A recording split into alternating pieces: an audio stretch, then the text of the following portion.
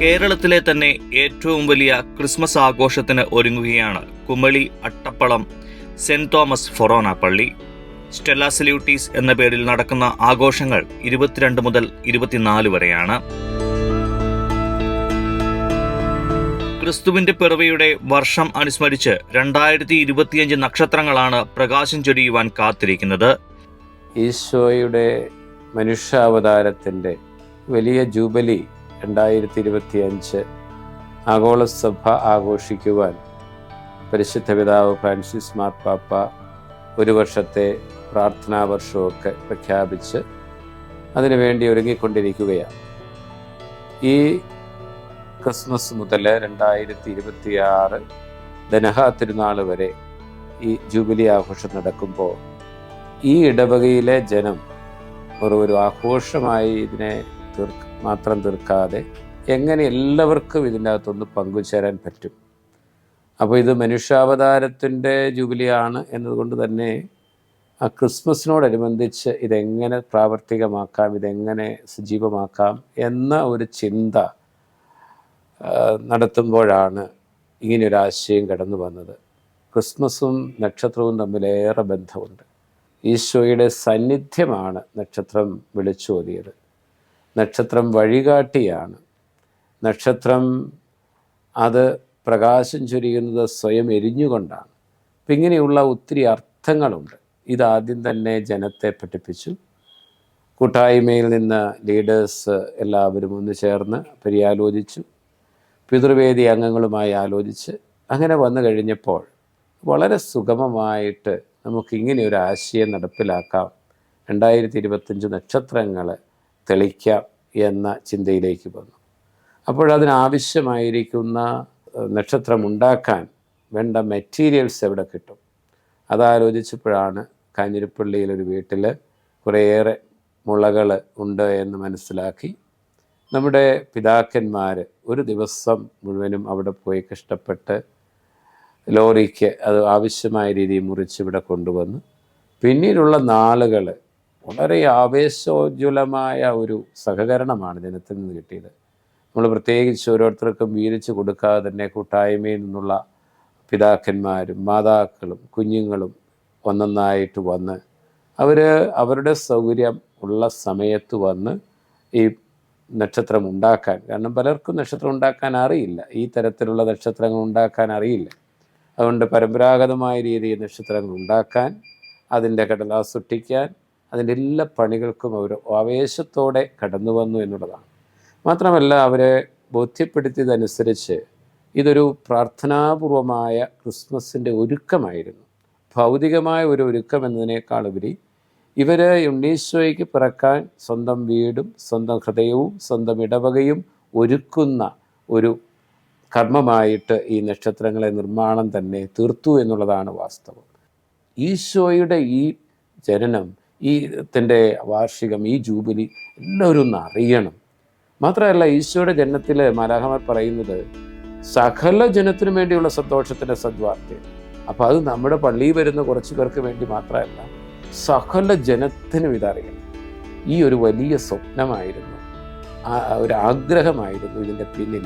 അതുകൊണ്ട് തന്നെ അത് ഞങ്ങൾക്ക് ഒരു പരിധിവരെയും പൂർത്തീകരിക്കപ്പെട്ടു കഴിഞ്ഞു എന്ന് പറയാൻ സാധിക്കും. നക്ഷത്രം കത്തിക്കുന്നതിന് മുമ്പ് തന്നെ 2025 സ്റ്റാറുകൾ ഒരുക്കി തീർന്നിരിക്കുകയാണ്.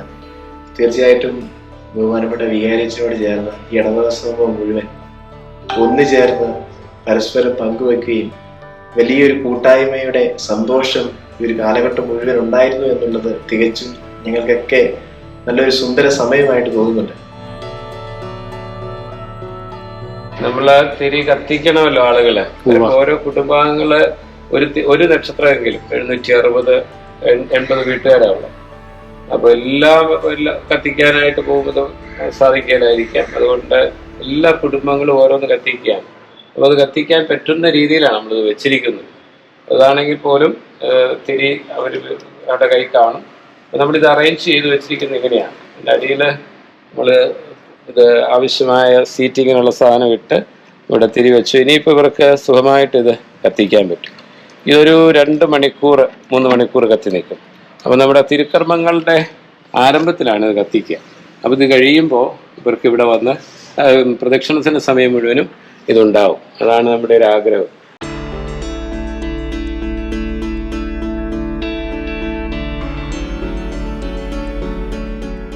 ഇത് നമ്മൾ ചെയ്യുന്നതും വെറുതെ കെട്ടുകയല്ല, പള്ളിയുടെ ചുറ്റുമാണ്. അതായത് ഈ നമ്മുടെ ജീവിതം എന്ന് പറയുന്നത് ഈശോ കേന്ദ്രീകൃതമായിരിക്കണം. അപ്പൊ പുൽക്കൂട്ടിലേക്ക് എല്ലാവരും ചെന്നതുപോലെ വീട്ടുകാരെല്ലാം വരികയാണ്. നമ്മുടെ ഇന്നത്തെ പുൽക്കൂട് പള്ളിയാണ്. കാരണം അന്ന് മനുഷ്യനായി അവതരിച്ചതുപോലെ ഇന്ന് അപ്പത്തിൻ രൂപത്തില് കുർബാനയില് ഈശോ അവതരിക്കുന്നത് പള്ളിയിലാണ്.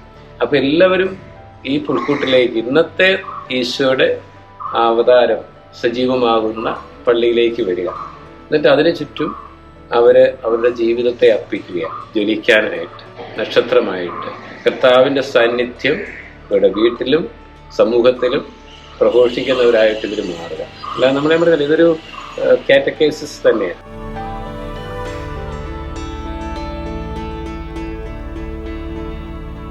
ഡിസംബർ 23 ഞങ്ങളുടെ സഭായിക്യ പ്രസ്ഥാനത്തിൻ്റെയും കൂടെ നേതൃത്വത്തിലുള്ള ക്രിസ്മസ് ആഘോഷം നടത്തുക.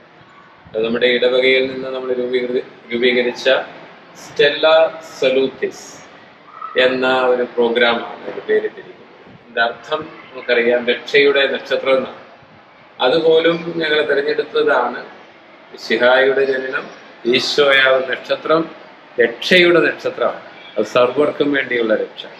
ആ ഒരു സന്ദേശം കൊടുക്കാനാണ്. പ്രത്യേകിച്ച് ഈ ഹൈറേഞ്ചിന്റെ പശ്ചാത്തലത്തിൽ നമുക്കറിയാം, വന്യജീവികളുടെയും അതുപോലെ തന്നെ മുല്ലപ്പെരിയാർ ഡാമിൻ്റെയും പ്രകൃതി ദുരന്തങ്ങളുടെയും പിന്നെ കൃഷി നാശത്തിൻ്റെയും ഒക്കെ സഹനങ്ങളുടെ നടുവിൽ കിടക്കുമ്പോൾ അവർക്ക് ഒരു പ്രത്യാശ പ്രദാനം ചെയ്യുന്നത് ഈ വിശ്വാസവും ഈശോയാണ്. ആ വിശ്വാസത്തിൻ്റെ, ആ രക്ഷയുടെ, പ്രത്യാശയുടെ നക്ഷത്രം എന്ന പേരിലാണ് ഈ പ്രോഗ്രാം വെക്കുക. ഇത് നമ്മൾ കുമ്പളി ടൗണിൽ നിന്ന് ഇവിടേക്ക് ഒരു വലിയ റാലിയായിട്ട് വരികയാണ്.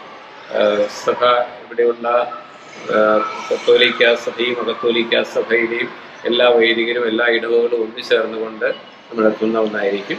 ഇതിനകത്ത് അട്രാക്ഷനായിട്ട് ആളുകൾക്ക് ആസ്വദിക്കാൻ തീർച്ചയായിട്ടും 20ഓളം ലിവിങ് ഫ്ലോട്ടുകൾ, ക്രിസ്മസുമായിട്ട് ബന്ധപ്പെട്ട് ക്രിസ്മസ് പപ്പ, പോപ്പ് മൊബൈൽ, അതുപോലെ തന്നെ പഴയ രീതിയിലുള്ള കാളവണ്ടി, രാജാക്കന്മാര്, ഒട്ടകത്തിൽ വരുന്ന രാജാക്കന്മാര്, അങ്ങനെയുള്ള ക്രിസ്മസുമായി ബന്ധപ്പെട്ടുള്ള ഒന്ന്. അതുപോലെ തന്നെ ലിവിങ് ക്രിബ്, ഇതെല്ലാം ഉൾക്കൊണ്ടതായിരിക്കും.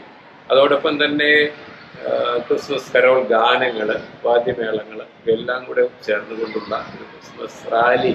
അതിവിടെ എത്തിക്കഴിഞ്ഞാൽ ഫിലിം സംവിധായകനായ ജോണി ആന്റണി, അതുപോലെ തന്നെ രൂപത വികാരി ജനറൽ അച്ഛന് ജോസഫ് വെള്ളമറ്റത്തിലച്ഛന് ഇവരുടെ സന്ദേശവും 200-ൽ പരം വരുന്ന കലാകാരന്മാരുടെ കലാപരിപാടികളും ഉണ്ടായി. അത് വളരെ മനോഹരമായി അവർ അറേഞ്ച് ചെയ്തിട്ടുണ്ട്. അതിലേക്കും എല്ലാവർക്കും പങ്കെടുക്കാൻ സാധിക്കുന്ന രീതിയിലാണ് റാലി. ഇവിടെ വന്നു കഴിഞ്ഞാൽ ഉടനെ അത് ആരംഭിക്കും, അത് നടക്കുകയും ചെയ്യും.